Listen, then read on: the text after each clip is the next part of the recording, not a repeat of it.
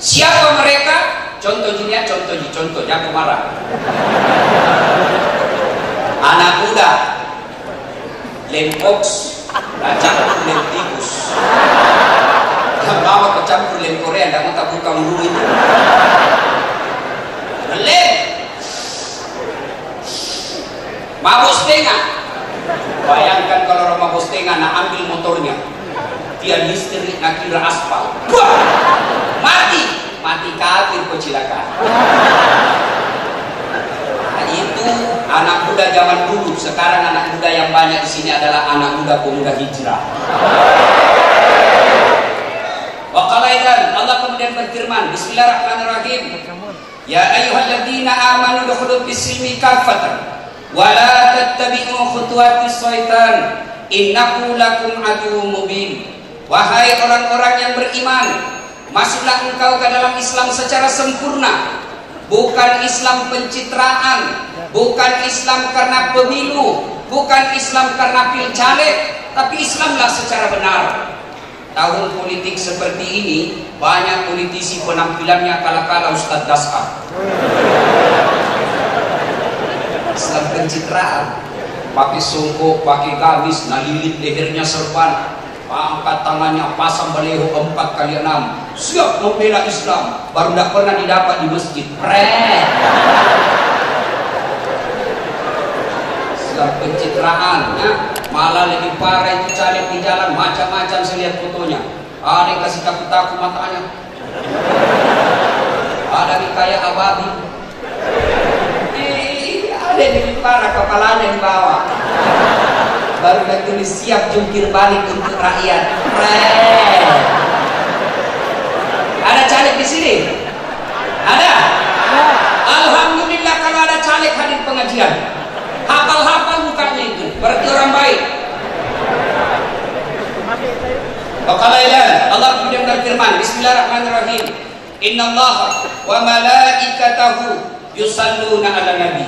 Ya ayyuhalladzina amanu sallu 'alaihi wa sallimu taslima. Sesungguhnya Allah dan para malaikatnya bersalawat kepada Rasulullah Muhammad SAW, maka wahai orang-orang yang beriman, bersalawatlah kalian kepada Rasulullah dengan sebaik-baik salawat. Ayo coba-coba kita salawat rame-rame. Salatullah ala toha Rasulillah. Salatullah ala yasin habibillah. Alhamdulillah. Ibu bapak, saudara-saudara sekalian teristimewa yang kita hormati, guru kita Ustadz Fahru Rozi yang insya Allah dimuliakan dan dirahmati oleh Allah Subhanahu wa Ta'ala. Ketika pertama kali Islam didakwakan, Nabi dakwanya coko-coko, japri, jaringan pribadi saja. Waktu Nabi dakwah awal-awal Islam, sembunyi-sembunyi, hanya kepada karib kerabat, teman-teman dekat, sanak keluarga. Tapi setelah keislaman Umar bin Khattab, Islam kemudian broadcast. Kalau tadi kan japri, nah ini setelah Umar broadcast. Umar bilang begini, ya Rasulullah, apa yang kita sampaikan ini kan barang baik, kenapa mesti sembunyi-sembunyi? Apa yang kita sampaikan ini kan barang benar, kenapa sembunyi-sembunyi orang? Nah bilang Nabi, lu tahu itu minoritas kita, cek deki, negai kapere. Tapi Umar bilang begini, ya Rasulullah, don't worry, be happy. Ya aku lagi cari hadisnya itu, tidak ada. Kayak nontonnya Ustaz Dasar ini bos. Ya Rasulullah, jangan cemas. Kalau ada yang ganggu ya Rasul, saya Umar bin Khattab yang hadapi. Masya Allah. Kita harapkan polisi seperti ini, kita harapkan tentara seperti ini, kita harapkan pemuda-pemuda seperti ini. Ada yang ulama, ada yang ganggu ulama, tentara, polisi, pemerintah bilang ceramah Ustaz, ada yang ganggu pun nak dihadapi.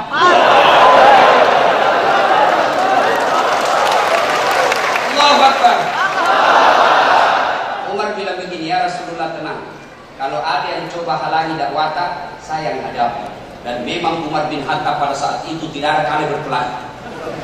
Salah satu kebiasaan budaya Arab waktu itu lomba tulis puisi dan lomba berkelahi. Umar bin Khattab tidak pernah ada yang kalah. Masya Allah. Maka rangkul itu preman-preman, rangkul itu orang-orang yang jago berkelahi, temani itu ulama kalau pergi dakwah, kau tonseng sebagai pelindungnya. Kalau saya nak kecak-kecak dia penuh. Kalau kau yang besar-besar badan, baru orang tak tahu di sini, pemuda hijrah.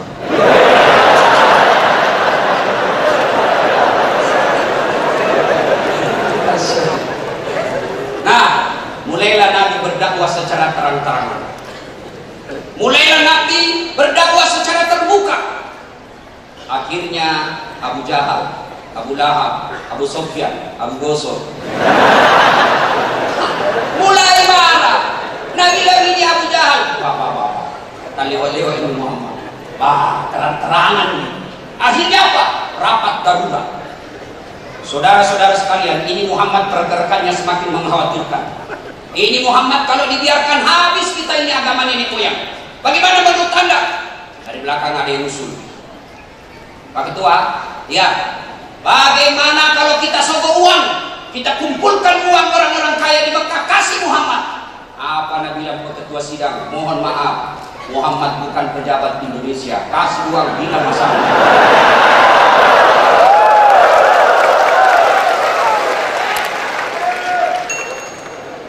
Coba. Kalau begitu, usul lagi dari belakang. Kalau begitu, Pak Ketua, apa? Kasih sogok jabatan. Kasih jabatan paling tinggi. Siapa tahu Muhammad berhenti. Saya bilang lagi, bukan orang di sana. Kasih jabatan, gila urusan. Kasih jabatan, tenang, yang tadinya haram menjadi halal. Saya bilang kalau begitu, kasih perempuan paling cantik. Saya bilang Muhammad bukan pejabat Indonesia. Kasih perempuan kelapa-kelapa. Akhirnya dari belakang ada anak muda usul. Pak Ketua, ya, bagaimana kalau kita bunuh Muhammad? Bagaimana caranya? Dia juga punya suku Bani Hashim. Kalau dibunuh, Pak, kamu ini keluarganya. Dia bilang begini, gampang, boroni. Panggil semua suku yang ada di Mekah, kita kepung rame-rame. Kalau Bani Hashim keberatan, Bani Hashim berhadapan dengan semua suku yang ada di Mekah. Bagaimana? Setuju? Setuju? Setuju. Oke. Ini rapat, besok malam Muhammad dibunuh, dengan catatan rapat ini tidak boleh bocor. Siapa yang bocorkan, maka kami pancung kepalanya. Bubar rapat. Ternyata ada peserta rapat cerita sama istrinya. Pak Cetong, Nabi bilang, ibu datang rapat ini tapi rahasia aja. Lalu kau bisa kasih tahunya, jangan ngomong. Siap, apa tuh main Pak? Nah, bilang bodoh, Muhammad besok mau dibunuh. Tapi jangan cerita-cerita. Siap, aman, 86. Ini ibu pergi pasar. Pas, si buntu bisa mana ibu-ibu? Nah, sini ke dulu. Kenapa? Kau bisa ada kasih tahunya? Yang penting campur itu. Kau bisa kasih tahu apa? Muhammad besok dibunuh. Jangan dibunuh. Ini sudah dikasih tahu. Pergi juga di tetangga. Yang ribu-ribu. Ternyata dari dulu itu perempuan tidak boleh dikasih rahasia.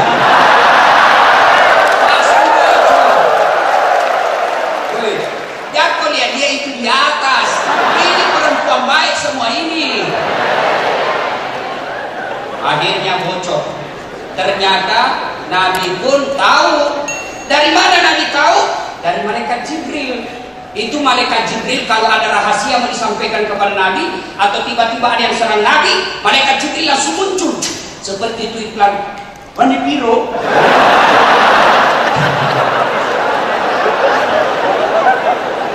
Langsung muncul.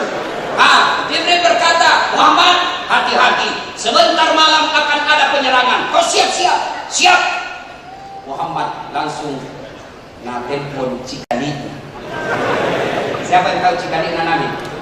Siapa? Aku kasih kau hadiah siapa? Siapa namanya? Siapa? Siapa? Siapa dulu? Cepat. Bukas kau dia siapa? Cepat. Nah, 2 menit. Cepat. Tapi sebelum kau jawab itu ada passwordnya. Siapa namanya nenekku?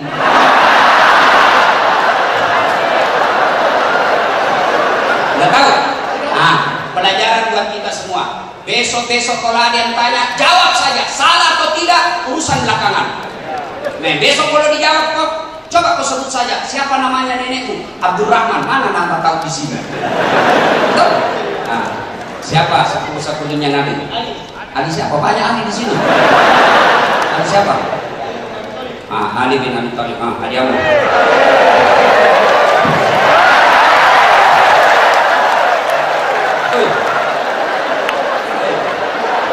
Lentong itu rasanya orang ustaz dengan uang pejabat lah. Sudah, Ali bin Abi Thalib dikasih tahu. Ali, kenapa? Ya Rasul. Waktu itu tokoh muda. Ali, kau ganti kak sebentar malam tidur di tempat tidurku, sebentar malam akan ada penyerangan. Kira-kira kak ngasih, kalau sebentar malam saya mau dibunuh, aku tanya ke sini kau tidur kau di tempatku, mau? Lalu dia bilang, enak Ustaz. Coba bayangkan, ini pemuda Islam ketika selesai hijrah, Ali ditanya, Ali, waktu itu kamu tahu Nabi mau diserang, kamu tahu?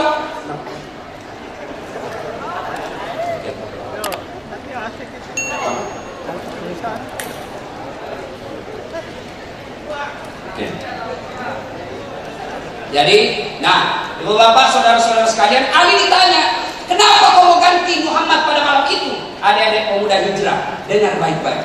Ini camkan baik-baik. Ali bin Abi Thalib bilang begini, kalau Ali yang wafat pada malam itu, hanya anaknya Abi Thalib yang meninggal. Satu saja yang meninggal. Tapi kalau Muhammad yang wafat pada malam itu, bukan satu manusia yang wafat, bukan satu manusia yang hilang, tapi cahaya kebenaran hilang di permukaan bumi. Kalian semua harus seperti itu, pemuda-pemuda Islam. Agama dihina, kalian maju. Kalau pribadimu yang dihina, gak usah mau marah. Islam agamamu dihina, kalian maju. Boleh kau bilang bos, boleh kau bilang nak Pak Botoro, Pak Kapalat Talang, oke saya tidak. Tapi agamaku kau injak-injak, saya tidak akan mundur meskipun 1 jengkal. Hati-hati kau. Saya divisi tadi 5 menit mana? Mau pilih aku bos? Nah, lalu Rasulullah meninggalkan lokasi rumah beliau. Allah perintahkan Rasulullah untuk membaca 1 ayat. Ada yang tahu itu ayat? Ya sudah digali. Apa ayat yang dibaca Nabi? Ayo, siapa yang tahu ayat yang dibaca Nabi ketika keluar rumah? Di situ saja, tidak dikasih hadiah. Apa? Bismillahirrahmanirrahim. Wa ja'alna min baini aydihim saddan wa min khalfihim fa absaynahum fahum. Ada yang tahu artinya? Di muka mereka kami pasang dinding, belakang mereka, samping kiri kanan mereka. Nabi keluar, tidak ada yang bisa melihatnya. Ayat ini biasa pakai mahasiswaku kalau ada suwi dan lintas. Itu ada dia polisi dan terus lepas.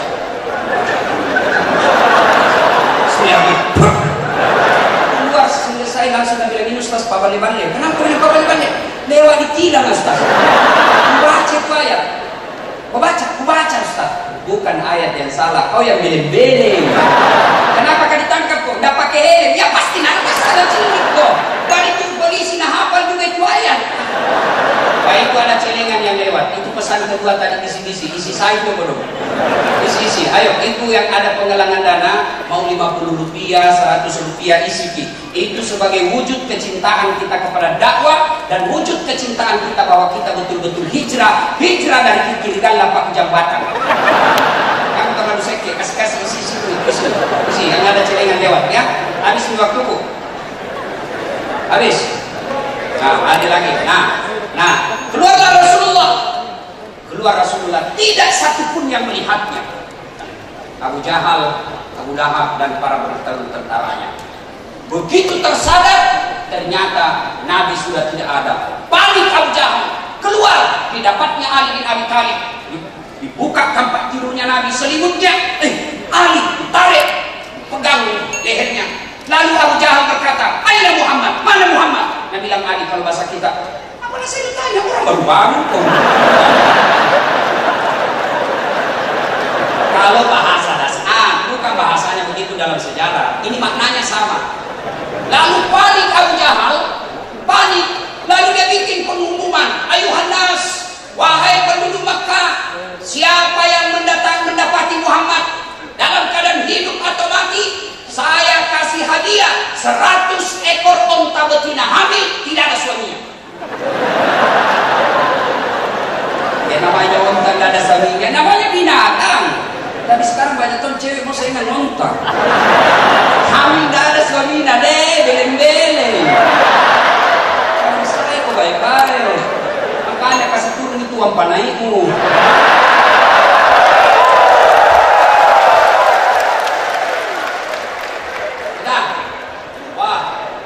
Kalau 100 ekor onta itu kali 25 juta, kira-kira 2,5 miliar.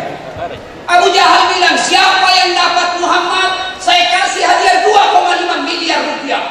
Heboh tanah Makkah. Salah seorang pencari tanda jejak, namanya Suraqah bin Malik. Hebat ini cari tanda jejak. Dia tidak perlu melihat jejak-jejak kaki yang dia lewati. Dia tidak perlu melihat pasir-pasir yang dia lihat. Tapi apa? Dari penciumannya saja. Oh, ini dari semangga barang. Kenapa tahu? BRICS menyerang zaman dulu.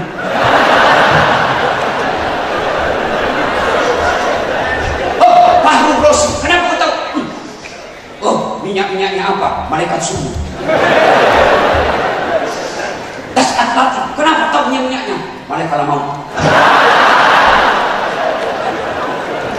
Maka dikejarlah, dikejar. Subhanallah, Suraqah bin Malik, dia dapat itu Nabi sama Abu Bakar. Tapi apa yang terjadi? Begitu dekat dengan Nabi dan Abu Bakar, kudanya Suraqah langsung standing. Kayak itu Ferrari, divisi lagi. Oh, alhamdulillah datang nih, nak kene pengantar. Gampang, sama-sama nih orang Makassar, datang saja tanpa ceramah kita ini kamu kita yang terhormat yang penting kita dengarkan. Insya Allah lain waktu dan kesempatan.